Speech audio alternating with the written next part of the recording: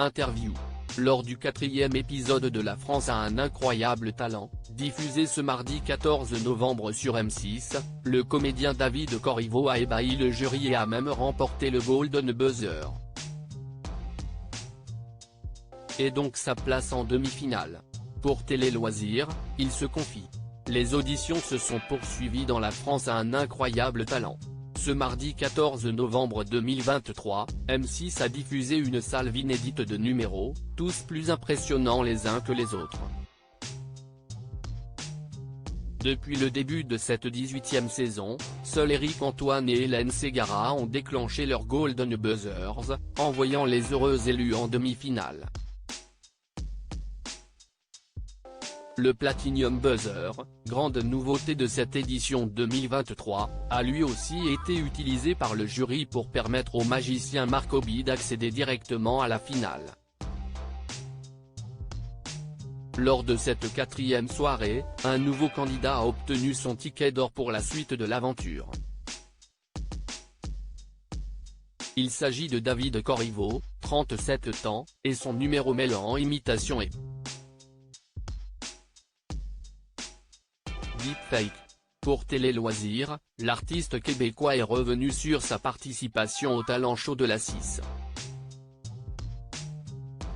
La production nous a mis en contact, David Corriveau révèle comment est née l'idée de son numéro pour La France a un incroyable talent Télé Loisirs. David, le public français ne vous connaît pas encore.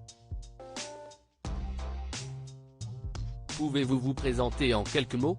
Je suis comédien de formation et chanteur. En 2017, j'ai joué un des rôles principaux dans la comédie musicale Footloose. C'était un rêve pour moi. Ça m'a prouvé que j'étais capable de chanter car je suis autodidacte.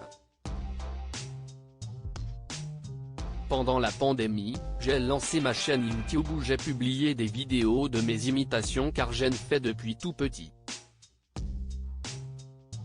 Ça a piqué la curiosité de certaines chaînes à la télévision québécoise. C'est comme ça que ma carrière a commencé à décoller. À côté, je travaille depuis 13 ans dans un restaurant de la Place des Arts, à Montréal, en attendant de vivre de ma passion. Dans l'émission, vous présentez un numéro mêlant imitation et intelligence artificielle avec Marie et Eugénie, deux programmatrices. Comment les avez-vous rencontrés? C'est la production qui nous a mis en contact.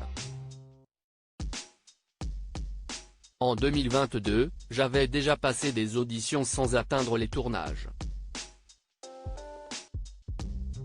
Cette année, ils sont revenus vers moi avec une proposition, faire équipe avec ces deux spécialistes de l'intelligence artificielle pour présenter un numéro ensemble. Au départ, j'étais réticent mais finalement, ça a débouché sur un projet très fun. Nous voulons montrer qu'en combinant les talents humains avec l'intelligence artificielle, on peut repousser les limites et créer du beau. Quelles sont les contraintes en tant qu'interprète quand on propose un tel numéro? Il n'y en a beaucoup. Par exemple, je ne peux pas trop bouger pendant la prestation. Il ne faut pas non plus que je tourne trop la tête sinon je perds le visage artificiel. Je ne peux pas tout vous révéler pour ne pas briser la magie du numéro. Nous avons travaillé 6 mois sur cette performance. Il a fallu trouver les bonnes chansons et je me suis fait coacher vocalement par Mario Simard, un célèbre ténor québécois. Il a la même façon d'enseigner que sa meilleure amie Monique Cardinal, la coach de Véronique Dicker et Céline Dion. Vous venez de Shawinigan, au Québec.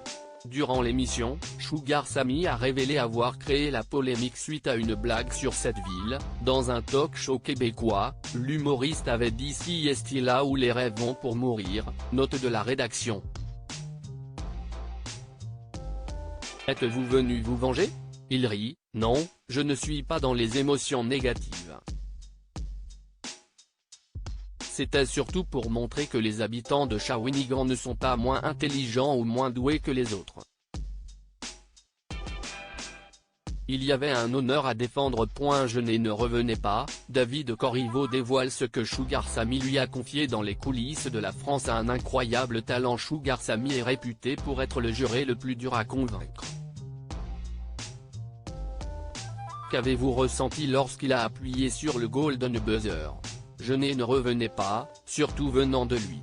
C'était le dernier jour des auditions, j'étais donc persuadé qu'il n'y avait plus de Golden Buzzer.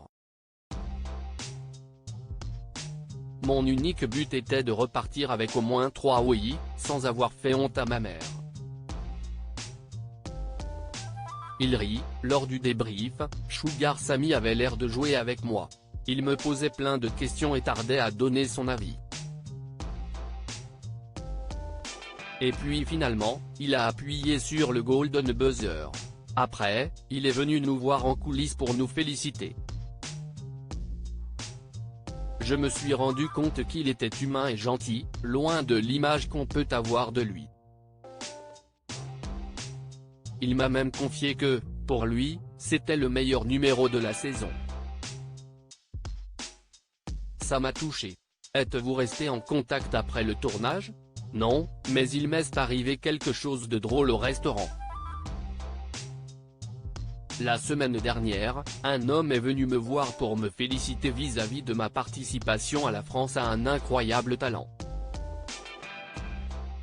Je lui ai demandé comment il était au courant. Il m'a alors confié qu'il travaillait avec Sugar Sammy et qu'il était présent dans la salle lors de l'audition. Ça veut donc dire qu'ils en ont parlé entre eux. Il m'a dit être fier de moi. Grâce au Golden Buzzer, vous allez directement en demi-finale.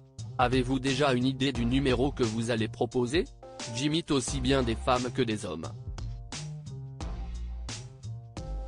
Nous allons donc repousser les limites de l'intelligence artificielle et de l'imitation avec une prestation dédiée au genre et à l'identité.